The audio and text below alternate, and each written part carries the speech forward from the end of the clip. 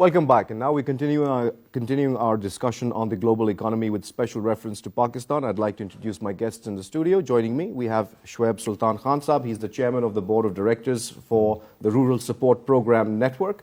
And along with him, we have Muzaffaruddin Saab. He's the general manager of the Aga Khan Rural Support Program. Thank you very much, sir, for being here. Pleasure. Sir, let's start with Pakistan's focus on economic development, especially when we look at it in the perspective of CPEC. We have industrial development as one of our concerns. We have job creation, and we have special economic zones and urban development. How far do you think we've traveled on this road to development, and how much further do you think we still need to go? Well, let me give you a worm's eye view, not the bird's eye view which you are asking me to give. Because if you look at the Sustainable Development Goals, which the UN wants every country to implement, the first goal is poverty reduction. Now, how are you going to reduce poverty? Well, one way is to eliminate all the poor people by killing them off, isn't it? No, you don't have to. I'm just being facetious here, sir. Well, for the last, the 65th year of my working life, 45 years I have worked with the poor in Pakistan and South Asia.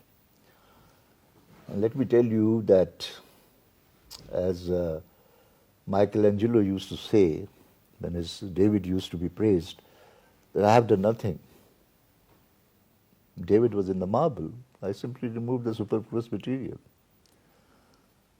And my experience has been that every person, man or woman, rural poor, they have tremendous potential to come out of poverty. The basic issue is, how should they be supported? That the obstacles which are keeping them poor, those obstacles are removed.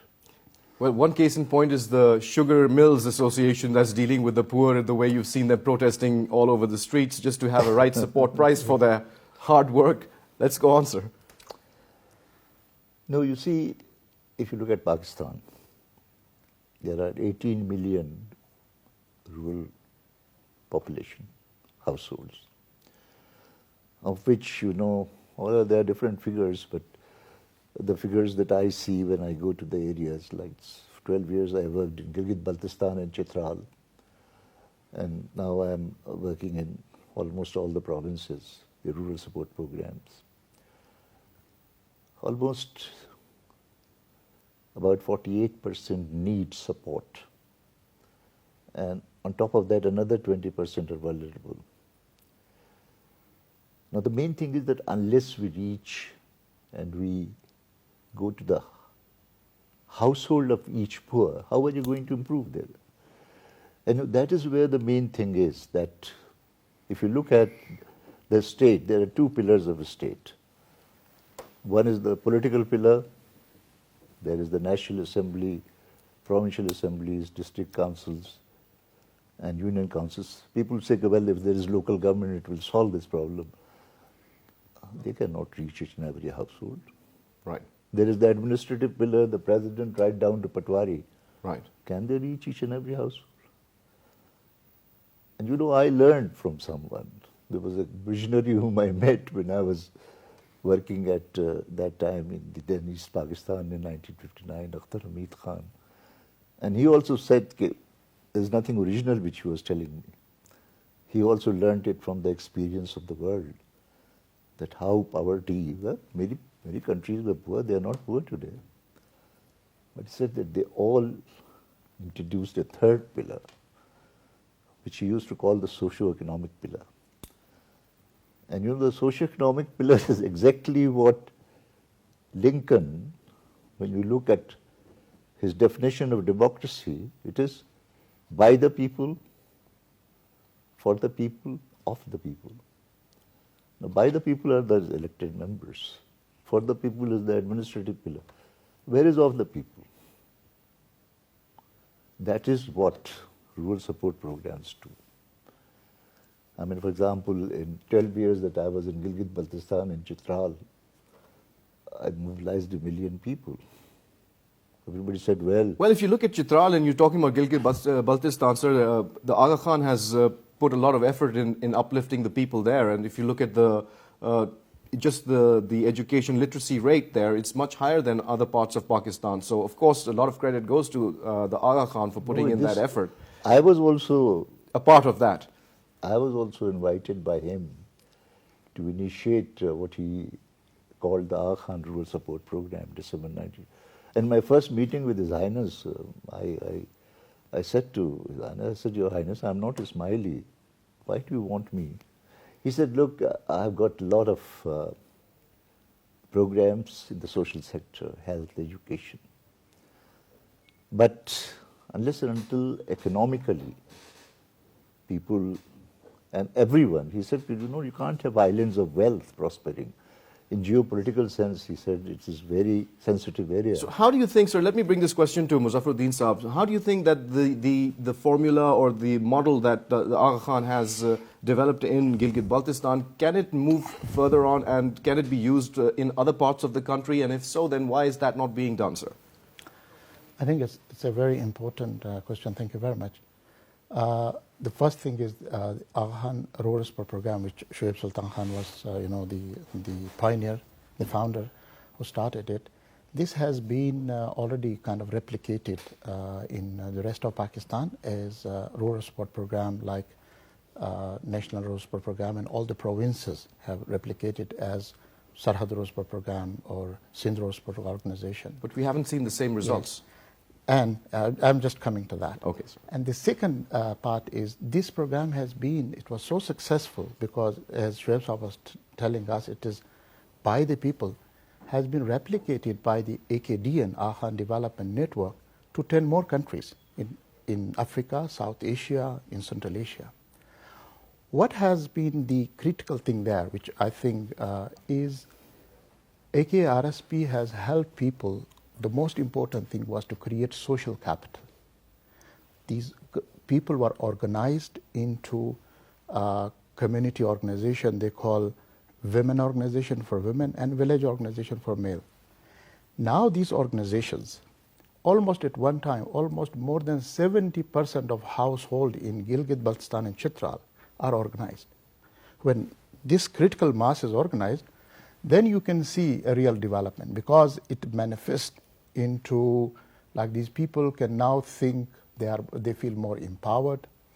They feel a sense of ownership. Sense of ownership. That's very important. And though it took 30 years, now these organizations are more institutionalized. For example, I will give you three of very interesting examples.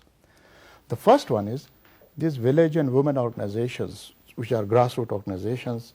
They have institutionalized to some important practices like participatory planning. Secondly, they have nowadays a very good transparency. They make decisions, implement projects very transparently. Thirdly, these organizations have now clustered into formal, they call it at Union Council level, local support organization. So these formal organizations are now very closely linked with government, supplementing or getting government, which Shoaib was referring to, to household level, the government support services and supports. The second most important thing, which I think in northern Pakistan, which in AKRSP we are working, is this women organization. When these women were organized, they got a platform where they can think, they can plan, and also they can take some very important initiatives together. So I think the empowerment comes not individually, it is through this collective effort. So I and Shoaib was, I think, few weeks before in Gilgit-Baltistan, and what we have there saw, these people have saved almost more than 2 billion rupees. So when people have capital, that is the fourth important thing. When a woman has or a poor people have access to capital or own capital, because they were doing these, Shoaib have introduced this savings, 1 rupees, 2 rupees saving. So people have now saving. Women have money. So what they did very rightly invested in very important areas. For example, one very interesting thing happened, which you referred, is women's education. These women organizations invested their savings into education.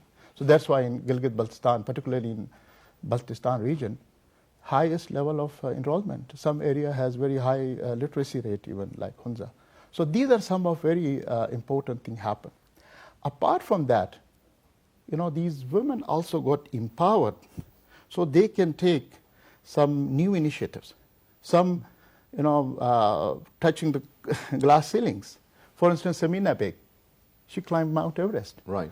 Because she got these support that she can do it.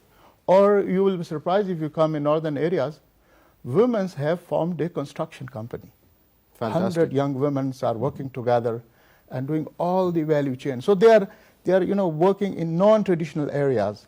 So this is, I think, a very important lesson which we learn from this. Well, we need to spread those lessons across the board and across the country, sir. That's the real key. I'm going to answer that, why it has not happened all over. Thank you, sir. Basically, this is a holistic approach. It's like an architect's design. And in the rest of Pakistan, although we got a replication called the Rural Support Program, but basically this is something which cannot be done by an NGO or by sort of government by itself. It needed an organization which has the flexibility of an NGO and resources of government. When it came to the resources of government, they accepted the concept, they did it. But like an architect's plan which I presented them, they said, oh, we like the dome. We'll only build the dome. In AKRSP, it was the entire thing. Cyrus himself used to come and see what it is done and support it. Wherever it has been done, now, for example, you'll be happy to know that since 2009, there are a couple of districts where we got the same resources we got in AKRSP in Sindh.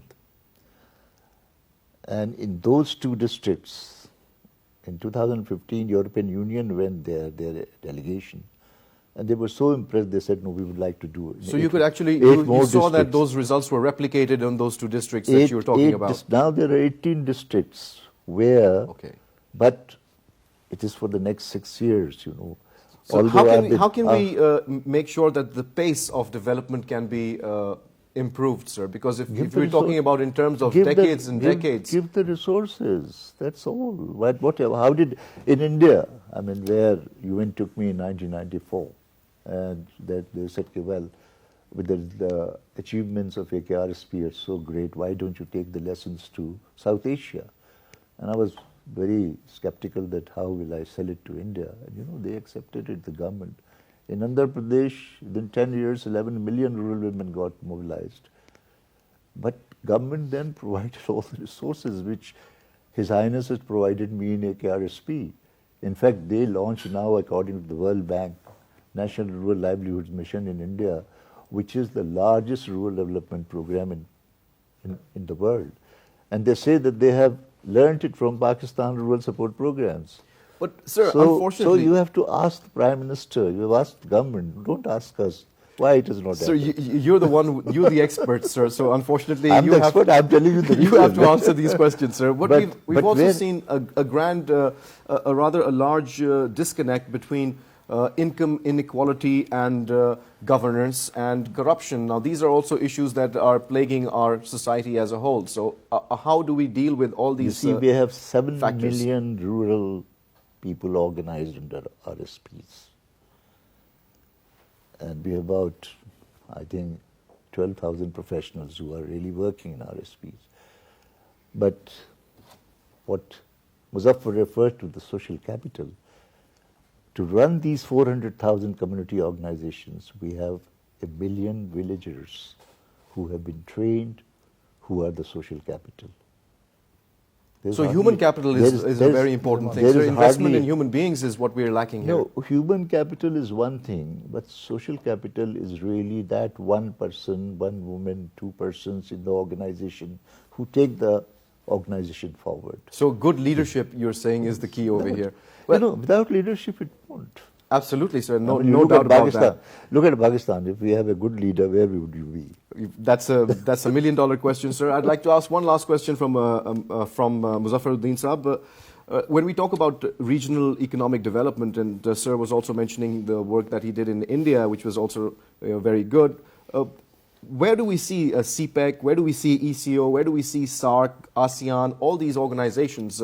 How integrated are they really towards the upliftment of the entire area? Because what we see more is warmongering and pulling each other down rather than supporting each other to have overall prosperity. Again, income inequality is a huge issue in our present day. It's all over the world, sir. So is there any way or any thought about solving that aspect?